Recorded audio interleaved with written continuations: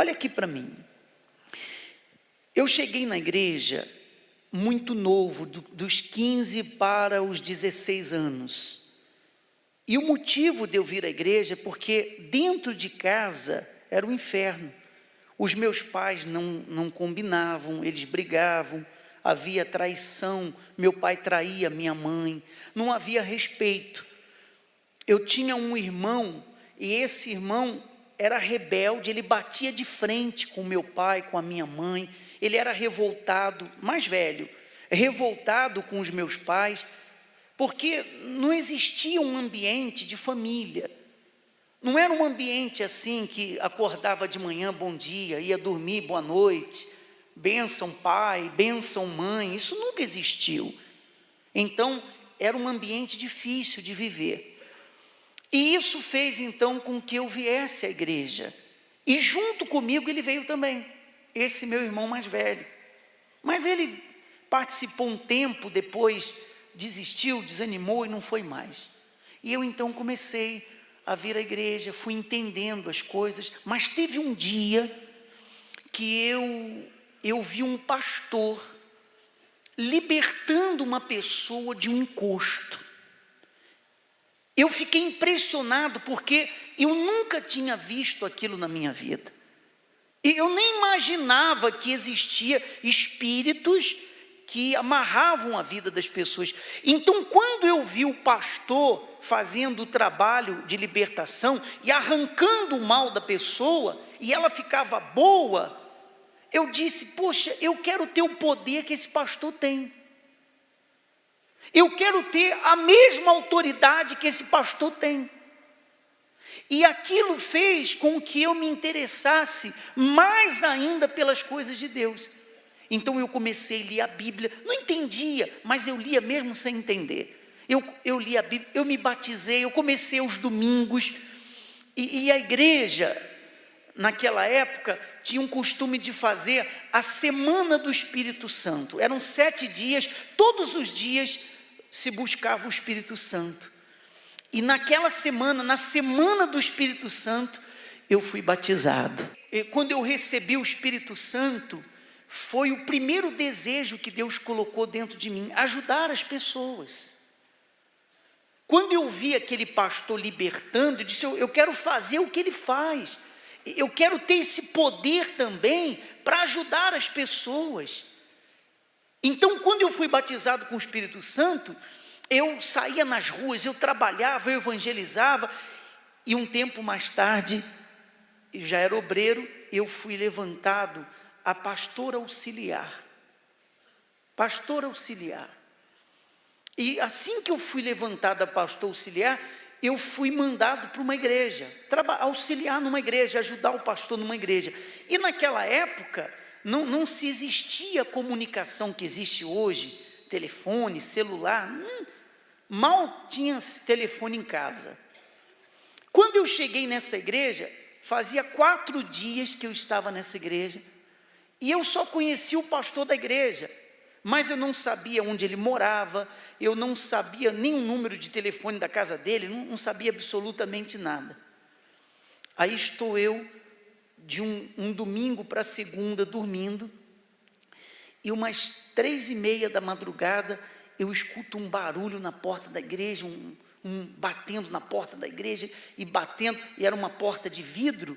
Então, quando você saía no salão, você já visualizava a porta, dava para você ver quem estava batendo. E quando eu vi, estava cheio de policiais na porta da igreja, 3h pouca da madrugada.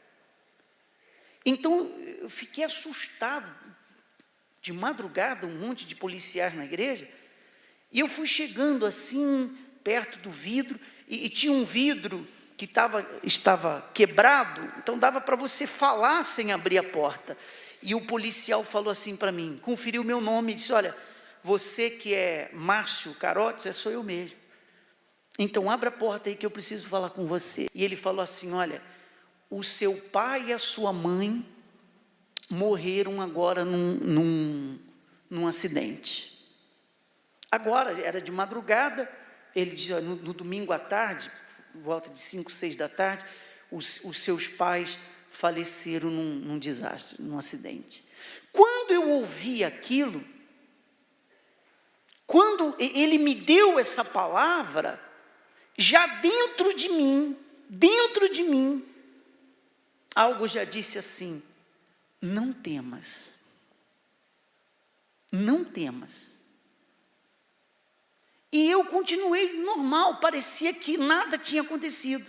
Ele disse: olha, agora eu tenho que colocar você, porque eu era de menor, eu tenho que colocar você num ônibus e mandar você para a cidade e tal. Eu disse: olha, eu não posso sair da igreja. Na segunda-feira, normalmente, nós temos reunião de pastores, e o pastor responsável da igreja, ele não ia estar lá na segunda-feira, na parte da manhã. E ele disse: onde é que mora o pastor? Eu disse: olha, eu não sei, eu sei que ele mora 3 ruas para baixo aqui da igreja. Ele pega, me põe no carro, com mais um monte de policiais, vamos embora lá achar o pastor. E ele, de casa em casa, ele parava o carro, batia, acordava as pessoas: aqui que mora o pastor da Igreja Universal do Reino de Deus. Pensa você, as pessoas têm pensado: o que esse pastor fez que estão procurando ele de madrugada? E eu lá no carro, esperando, e ele foi de casa em casa, vários policiais, mas enfim, não conseguiu achar o pastor. Aí ele me levou para a delegacia, falou: você fica aí, até clarear o dia, a gente vê o que faz. Só que a reunião era 8 horas da manhã na igreja. Quando deu por volta de 6h30, 6h40, eu disse: olha, eu tenho que abrir a igreja, porque 8 da manhã se tem uma reunião e não vai ter ninguém para fazer a reunião. Abri a igreja de manhã, 7 horas. 8 horas da manhã eu fiz a reunião. E manifestou demônio, e caía demônio aqui, demônio ali, porque eu estava com toda a minha fé, eu estava na fé, eu estava cumprindo aquilo que eu tinha um dia visto um pastor fazer. Eu tenho que libertar essas pessoas, eu tenho que mudar a vida dessas pessoas, é a minha responsabilidade. Eu não podia deixar a igreja sozinha, eu não podia deixar as pessoas sozinhas e ir no enterro. E a reunião? Quem ia fazer a reunião? Se pelo menos eu tivesse achado o pastor, mas não achei o pastor. E depois, mais tarde, a gente conseguiu localizar, aí nós fomos no enterro.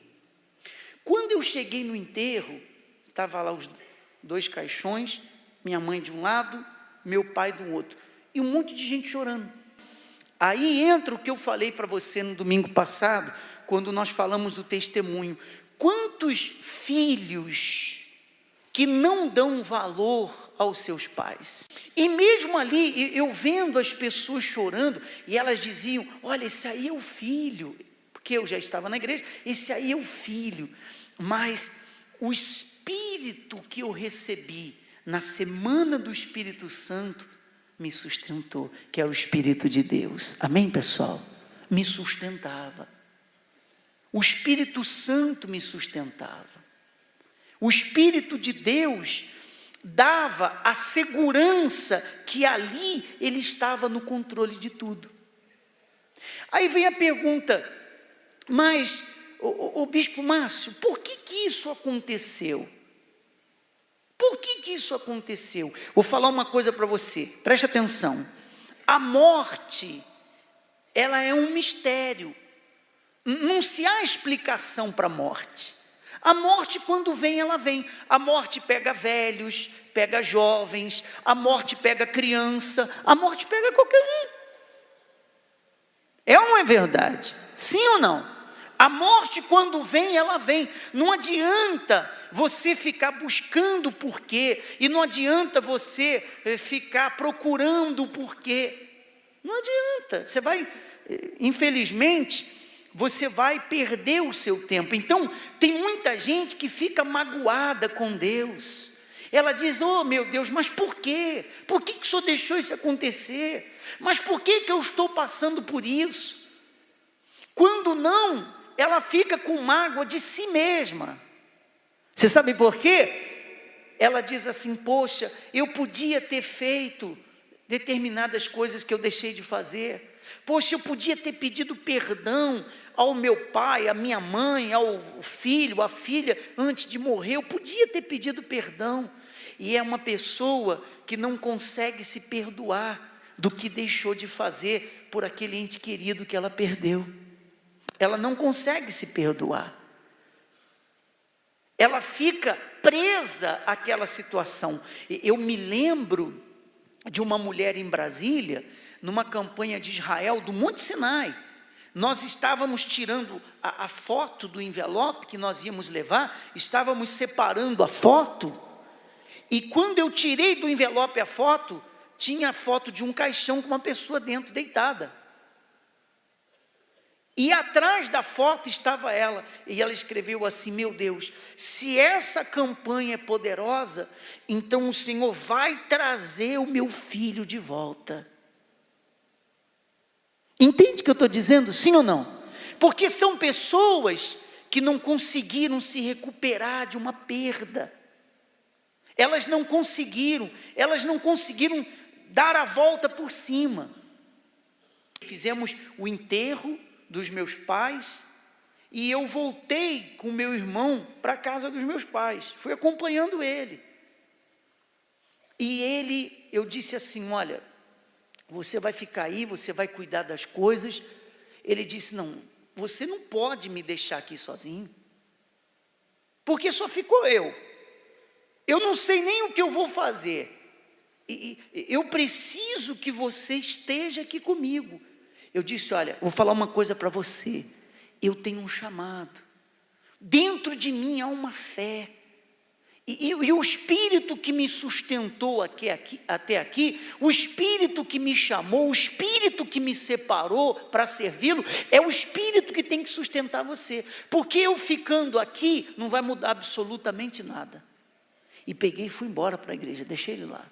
Você pergunta assim: mas vem cá, honestamente, o senhor não sentiu a perda do pai e da mãe? Sim. Eu não estou dizendo que nós somos de ferro, que você tem que ser de ferro, nada disso. Eu vou lhe dar um segredo. Diz assim a Bíblia: e se alguém vem a mim e não aborrece. Você sabe qual que é o significado dessa palavra aborrecer no original? Logo aqui no rodapé da minha Bíblia já diz o que é. Talvez a sua não tenha, umas tem, outras não. Aborrecer, vírgula, isto é, amar menos. Amar menos. Então ele diz: se alguém vem a mim e não aborrece, o que significa aborrecer? Amar menos.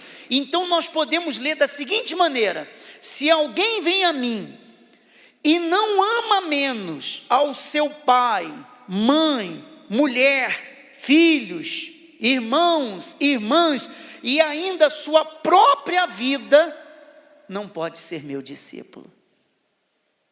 Em outras palavras, se você quer servir Jesus, se você quer possuir o Espírito de Jesus, você tem que amá-lo mais do que tudo e do que todas as coisas na sua vida. Ele não disse que não é para você amar o seu pai, nem a sua mãe. Ele não está dizendo que não é para você amar os seus irmãos, os seus filhos. Você vai amar menos e mais a mim. Então, por que quando uma pessoa, ela perde um ente querido, ela se desespera? A resposta é simples: você amava aquele ente querido mais que a Jesus. Por isso você se desesperou. Aí a pessoa não come, não dorme, não tem paz, não vive. É como se ela morresse junto com aquela pessoa. Por quê? Porque ela amava aquela pessoa mais do que o próprio Jesus. Vocês entenderam, sim ou não? Você sabe o que significa amar Jesus acima de tudo, sobre todas as coisas? Eu vou dar uma ideia para você. Amar Jesus acima de tudo é você dizer o seguinte, preste atenção: Eu tenho meu filho, eu amo meu filho, mas sei viver sem meu filho. Eu tenho o meu marido, amo meu marido, mas sei viver sem o meu marido. Eu tenho meu irmão, amo meu irmão, mas sei muito bem viver sem o meu irmão. Mas eu não sei viver sem o meu Senhor Jesus. Amém, pessoal? Isso é amar a Jesus acima de tudo. Mas quando você vê determinadas colocações assim, a mãe diz assim: o meu filho é a minha vida. Se eu perder o meu filho, eu não sei o que vai ser da minha vida. Cuidado, cuidado. O meu marido é a minha vida. Olha, se eu perder o meu marido, eu não sei o que eu faço da minha vida. Olha, se eu perder o meu netinho é o meu tesouro. Se eu perder o meu tesouro, acabou a minha vida. Cuidado, porque o nosso tesouro, a nossa riqueza, tem que ser o Senhor Jesus. Ele tem que ser o nosso tesouro, Ele tem que ser a nossa riqueza, Ele tem que ser a sua riqueza, porque é Ele que vai te sustentar em qualquer perda, em qualquer situação, em qualquer momento difícil que você venha enfrentar, é o Espírito de Deus que vai lhe sustentar. Amém, pessoal? Mas você tem que se agarrar a essa palavra. E eu quero fazer uma oração aqui diante do altar. Mas depois que você sofreu essa perda, você não conseguiu superar, nós vamos orar. Porque desde o dia que eu recebi o Espírito de Deus, Ele me sustentou em todos os momentos difíceis. E vinha aquele pensamento de voltar, de querer lá dar assistência. Não, eu tenho que ir em frente. E aqui estou pela misericórdia, honra e glória do Senhor Jesus. E graças a Deus, amém, pessoal? Graças a Deus. E a Ele seja toda a honra e toda a glória.